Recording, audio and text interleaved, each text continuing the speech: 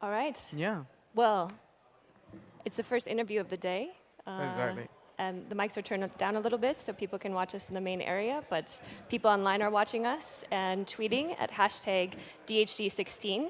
Some good questions are coming in. Yeah. And the first interview of the day is actually the one I was looking forward to the most. I'm so excited to talk to you guys. One of the reasons being you're both really game changers and rebels within the industry, and also doing a lot of work. Lucien is from the Netherlands, the country I live in as well. You're from the US, but also working here in Sweden. Can we talk a little bit about those three countries as leaders in this change and where you see it going, and the US in innovation, or Stockholm and Sweden in terms of their legislation, that kind of thing? I don't know who wants to start. Who feels more inspired? Ladies first. So we picked Stockholm for a reason, Yeah. because it is so innovative, and you guys are able to adopt technology. You're forward thinking. So I'm extremely excited that we're starting out in these countries. The other one that I typically watch is Israel. And Brazil is starting to come up as well. But of course, a lot of the innovation is still happening right in the heart of Silicon Valley. So I like to be able to bring that message to as much of Europe as possible. Yeah. Yeah. And Lucien, where do you see the Netherlands in this? Well, I wouldn't be a good ambassador for my country if I won't be thinking that it's one of the great countries to experience digital health in the broad sense of the word. We got a very small country, high density population, great infrastructure. Almost everyone is connected to the internet, and there's this, say, a foot on the ground culture of doing things, not to make things complicated. We got a bit less lawyers than in the US, to be honest. But still, we still have to look and make it also from the ethical side, from a very good perspective to run these kind of things. So what I see also spending some time in the US and also in Sweden and in other places is that the Netherlands is a very typical test country. If you got a great idea and you want to process that very fast and find the right connections to it, then the Netherlands would be a great country for it. We've created, together with Rockstart, we created the first digital health accelerator in the Netherlands. We did the first round. The next round will be up, I think, at the end of this year. And interesting enough, what you see is that it's also boosting this culture of getting startups into the equation. And the former EU Commissioner, Nelly Kroes, who was the Dutch startup envoy, managed to, I think within, let's say, a year, to put the Netherlands on the map also in the US, with bringing people like Tim Cook over to the Netherlands, and Elon Musk and all kind of other interesting people to show what we're able to. And if that's our part, just like Jasper was talking about, Roche's part in health and healthcare is this, helping people with diabetes. Novodek's mission is to cure it, and that's complementary to it. So if that's one of the spots that we as Netherlands, and maybe I should think it's broader than only the Netherlands, more like a European kind of thing, I think that will be great. Yeah, absolutely, absolutely. And you talked about test countries. I think the Netherlands, that's a great example of it. And the Netherlands really likes to try out new things and be innovators in that. So one of the things is neither of you really believe in the roles or the old way of doing things as a way that we should do things. So for example, Lucien, you say something that I love as a researcher, that patients should actually hire researchers to get their own agendas, get their own diseases moving forward. So I'm just going to put it out there, but where do you see other roles changing, and where do you see, how should we do this if we're just starting from scratch? So I think that you should really be the one who's in control. So it should be patient-centric, right? So the patient's in the center, and they treat it like a company and hire experts, right? Instead of going in and up until now, we've had that victim-God relationship, right? If you're a patient, you feel victimized by the healthcare system, by, in the United States, by your bills, by your own body, right? And you're going in there and you're in a terrible place, and you go to these physicians, you have 8 minutes to tell them things, and suddenly they're God, right? And then you walk away and they don't think about you again because they can't afford to. They have so many patients, and you go home and suffer, right? And you don't understand what's going on or any of that kind of stuff. So I'm saying flip that equation, no longer be a victim, right? You're not a victim. You need to be in control, and that is how you are going to manage or beat your disease. Yeah. Yeah. The one thing I sense is that there's also a difference between patients. Yeah. Not only from the disease that has occurred, but also in terms of what you really do want. There's tons of patients out there that would say, well, doc, just say me what I should do and I'll fine. But the thing is that there's one model that should fit each and every patient, there's not one single patient. So we have to bring in choice. Not only choice in terms of treatments and the way that you run your life with, but also in terms of how engaged you would like to be. And I also could imagine that somebody that would, for instance, is diagnosed with diabetes at the first time, at the first period of it would say, well, just take me at the hand, show me what's up, and I'll follow that gradually.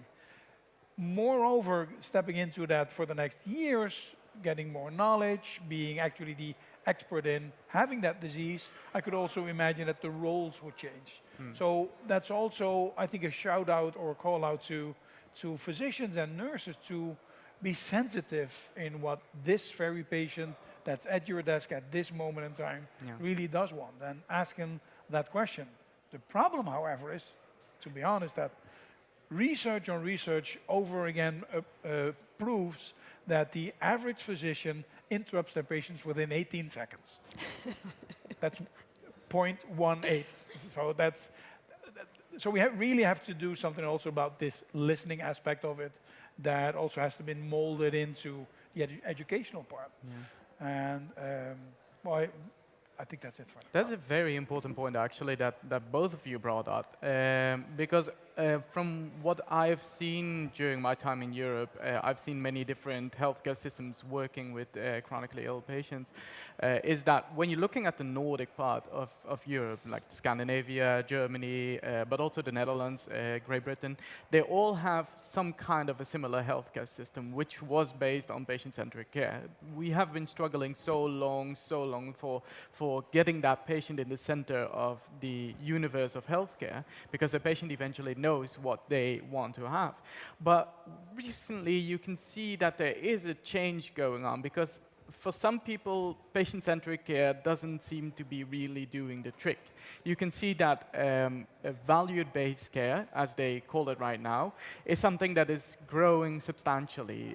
Patients choosing the care that they want to get, being aware of their disease, and also picking the things that they want to have. For instance, if you are a diabetic and you need to have any help with retinopathy, damages to your eyes, you want to pick the best eye surgeon or the best eye hospital in the country. How do you think that is going to affect innovation when the patient is going to be in charge of choosing which healthcare that they want to have, instead of the hospital that is going to put you on the center of the universe of them? Well, we're going to start seeing innovation with entrepreneurs around these patients, right? So because the big hospital systems move so slowly, pharma is constricted by so many different regulations, and they're terrified to move anything through, and they think of themselves as opaque versus transparent most of the time. We're going to start to see a lot more entrepreneurs solving these problems, or patients coming in and hacking their own healthcare. So, I mean, that's what I've done in the United States. I've hacked my own healthcare. I have my primary care come to my house, right? I have Remicade infusion every 6 weeks. It's for my Crohn's disease.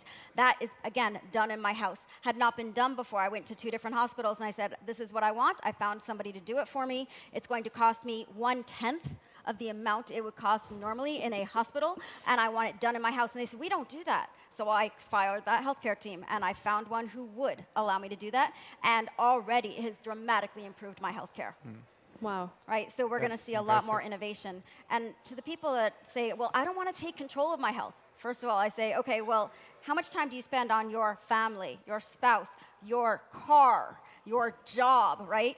Yet the thing that you were born and die with, the only thing in the world that only you can feel 24 hours a day, 7 days a week, from the time you were born to the time you die, and you want to put that into somebody else's hands? I don't think so. You know, step it up. Do you believe it's a form of fear that patients have?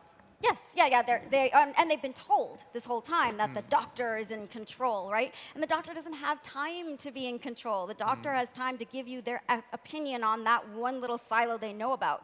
So, I mean, for the people who are terrified, and I do understand that, I've been in that situation, you can hire yourself a COO, right? So I talk a lot about, and I'm coming into Europe to talk about this as well, hiring life coaches or health coaches, pain coaches that works with the healthcare professional and the patient to start to personalize a comprehensive solution or a management program, right? And then this is the big sticking point because healthcare does not help the patient integrate and execute, right? Because they give them the marching orders and say, okay, you're diabetic, change your diet, exercise every day, take your insulin, and the patient is like, I don't know how to do those things because they weren't doing them before. And think about how hard it is already to lose weight or something like that, stay on an exercise regimen, and then if you get a prescription to do that. So I'm saying hire somebody who will help you figure out where it fits in your day, right? And how you're going to actually get that done. And then have the feedback loops to check on you because we all know that if you think somebody is watching you, you are going to perform better. That's true. That's true. That's very true. Yeah. I think the origin of why patients haven't been able to really choose up until now is also about where the data is. Yes.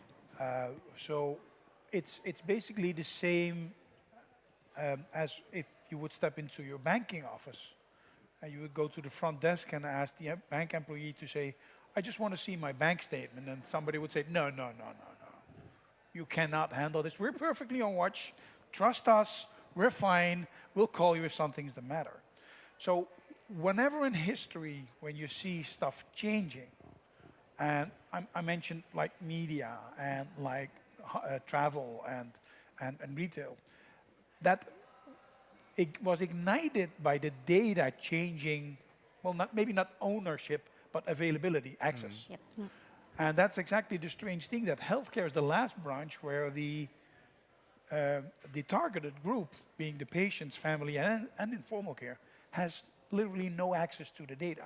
Sure enough, they have portions of it, and you have to go to the hospital, and in the Netherlands you would go to the academic hospital and you would pay $12 and then come back later on, and oh, by the way, you were being referred to another hospital, so you have to go there as well, and you were referred to them by the GP, and on and on. So there's completely siloed data. There's no nationwide record yet. And the interesting thing is that everybody thinks about all kinds of systems to connect those. Well, I think there's only one constant in that whole process. That's the patient. So why not use the patient and, excuse me for using a technical term, as the API for all the data? It's one connection. And then they're present in every step into it. So that's where things are going to change. And now you have the right to get your data, but I think it should be a mandatory kind of thing that healthcare institutions should bring you the data. Not bring the data actually, but make it easy to get into it. And that's where you see that the change has been happening in all the branches that we've mentioned earlier on. That's where the thing kicks in. So it's about, choosing is about having the data. And having the ability to go elsewhere. And that's when things start to happen, when this physician looks into his waiting room and say, hey guys, Houston, we got a problem. There's a bit lack of patients, and where did they go? And they might have gone to the digital physician. Mind you, I don't know the exact numbers right now, but as I've been informed in Stanford Medical School, 38% of all the graduates do not start to work in quote unquote traditional healthcare. Wow. They join a digital health startup. So if that's not an omen, then I don't know what an omen is, to be honest. Yeah. No, and we have a hospital here in Stockholm that actually is being rebuilt now. I don't think it's ready yet, but they have a lot fewer beds than they had before, I think by about 30%. Yeah. And one of the things that some of the tech people are saying is you don't even need that. It's not about beds, heads in beds, it's about heads at home and, and heads in phones, as you're saying. Yep. Sound like Dr. Seuss. But really getting people into their medicine instead of that 8 minutes you get with your doctor, but really the 24 hours a day, confronting them with what they have to deal with, and yeah, having them empowered and powerful in their meetings when they do speak with a doctor. Yeah. Exactly. And it was like the conversation we had before, just before we had the start of Digital Health Days. We were talking about the patient not receiving healthcare when they exit the hospital. I don't know if you remember our conversation earlier, but one of the things that I think is that healthcare is a 24-hour business. It keeps on going and going, and we still believe that healthcare should be available only from 9 till 5 on weekdays. And if you're going to be ill in the weekend, let's hope that the emergency services are available. If not, well, you can wait until Monday if that's a worst case scenario. But when you're looking, I just want to jump back to what you told before. When you're looking at the data, the patient has to be the API of his or her own personal health record, or at least the data that they produce. Who do you suggest or propose to be the hoster of that? Does the patient have to host it themselves, or is it going to be a big company that is going to host the data for you? And how are you going to make sure that that is going to be done in an ethical way and that is going to be in a safe way? Because the question that I asked you earlier as well, privacy is a big issue in Sweden, especially when it comes to healthcare data. Who do you think that should be the hosting of that? I should ask you both, because you have your own perspective as a patient. And in the United States, too, because it's Yeah, going to be a little exactly. bit of a different story. Yeah. Like in the US, the Veterans Administration, since I want to say 2010, have had something called the blue button. And essentially, it's a metaphor. You just literally press the blue button online. It downloads your entire health records. Right now, that was easy to do inside of the VA because it is already one system. Unlike what we have in the US, we've got many different hospital systems. But they have outrolled, and they're working on a program specifically for that. So the owner of the data will be the patient, and you can upload it into any specific platform you want. But you can press this, quote unquote, blue button and just download it all, right? So you actually have the platform to put somewhere else if you'd like. Great. So in terms of the hosting question, I think that's not up for us to choose. I think that in the end of the day, patient also in that perspective should have choices. Yeah. What you see now is that all the electronic medical record companies are silos, are ecosystems, as I like to call them. Just like the healthcare systems are also ecosystems. And the one thing is that the patient travels to all those ecosystems and have to take that data with them. So in the end of the day, there should be an ecosystem. And I hope that in the end of the day, there will be choices for patients, and that will be companies that would be safeguarded by legislation, that they would be able to scale globally, because I don't think that we should keep looking at healthcare on a nationwide basis. Yeah. The internet is global. You could join a physician in the United States for $49 a month and have your consultation, and nobody cares. Well, you have to try and pay for it yourself. And patients are doing that. Let me ask you a question. Your little device that you're show wearing. the screen once again in case people don't see. Is that This one. Is that the being Abbott one?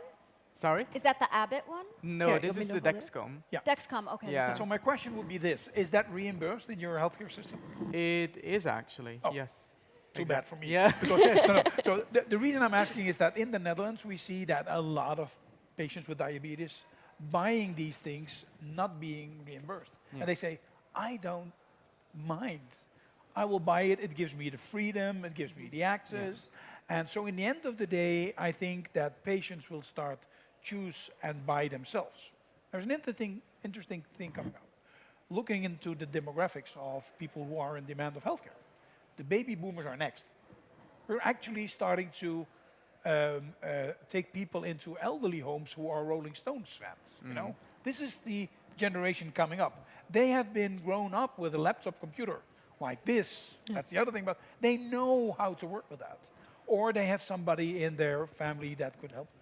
So the thing that is going to happen is that a lot of those people have some savings for that one cruise or that great holiday or whatever. What I hear a lot of those people say is that, what I'm going to do with this? I'm going to buy comfort for my disease or for my for the rest of my life in terms of making things easy. Whether or not that's reimbursed, I don't care. So that will drive in the end that people will step out of healthcare, some, and will reignite the stuff back into healthcare. Let's face it, the first iPhones, we all got one, was not able for everyone with, let's say, a mid-income. Now it is. We all paid the price, the high price, to get that up and running. And that's, I think, the evolution that we'll see. Some patients will start buying this themselves. They want to have choice, and whether or not where that company that's hosting that data is, that might be out of your own country and based on European legislation or United States legislation, for instance. Yeah, But the absolutely. coin is flipping. Yeah. Nice. And you were talking about choices, and I was hoping that I had the opportunity to bring this up, but I'm really talking about, or I really like to talk about this because it's a part of my research as well, but people combining with technology, people integrating technology. I want to talk about cyborgs. We are already cyborgs. Yeah. Right? I mean, things like contact lenses, we already are there. Yeah. And with brain-computer interfaces coming up so quickly, we're doing so much work. Right now, you can have like the robotic arm out of DECA, which is Dean Kamen's, controlled by a BCI. Yep. Right. So, and we also can use BCIs to control complete external objects. So, I mean, within 10 years in the developed world, we're going to be looking at home healthcare robots controlled by thoughts.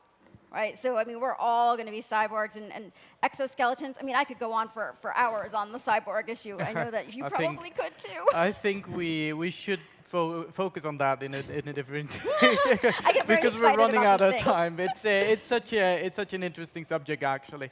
Maybe I could answer it very briefly. Yeah, I sure. hope I so. think we already are. Yeah. Yeah. This is our extended memory. And the only thing that discriminates a cyborg from a human is that this is not implanted. But let's face it, Yet. it's on my body for 24 hours a day or at elbow length. I cannot remind your phone number without this system. I'm completely addicted for all kinds of stuff that I have to do. And I almost literally cannot live anymore without it. Sure enough, I could. But this is made so easy for me. Let's imagine that we could use these kind of technology and processes to make life easy for people living with a condition. And I think that's not only the spirit of this conference, but also the mission that we all should take on, including the ethical discussions, including the discussions about privacy and security, and including the discussions about a sustainable, payable healthcare system. But first of all, bring the choice back to those for whom it matters the most, which are the patients. And make technology work for us. Well, that's Yep. it. That's it. And I think we have to move on because we're running out of time. Thank you so much for being with us here at the Patient Den. I hope you enjoyed it. I think we are going to move on, right? Yeah, it was absolutely a pleasure. You guys have an astounding look into the future, and please keep on going, keep pushing everybody, and Please do so. yeah. Yeah. It's my first cage fight. You guys did so well. You did awesome. so Well, you well. survived it. did we win? I think you did. did. You yeah, you did.